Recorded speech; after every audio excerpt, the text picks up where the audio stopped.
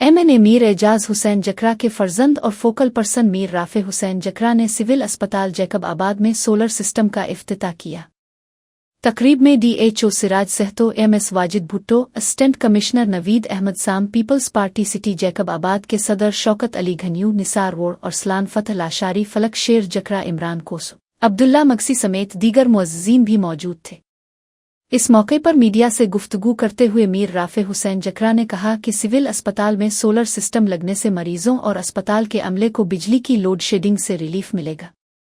उन्होंने मजीद कहा कि सेहत की सहूलियात को बेहतर बनाने के लिए मजीद मंसूबे भी लाए जाएंगे। मीर राफे हुसैन जकरा ने कहा कि पीपल्स पार्टी अवामी खिदमत पर यकीन रखती है और अवाम के बुनियादी मसाइल का हल उनकी अव्वलीन तरजीह है। इफ्तिताही तकरीब में शुरका ने मीर राफे हुसैन जकरा की कोशिशों की तारीफ की और उम्मीद जाहिर की कि ज़िला जैकब आबाद में तालीम और सेहत समेत दीगर शुबों में भी ऐसे मंसूबे मुतारफ करवाए जाएंगे।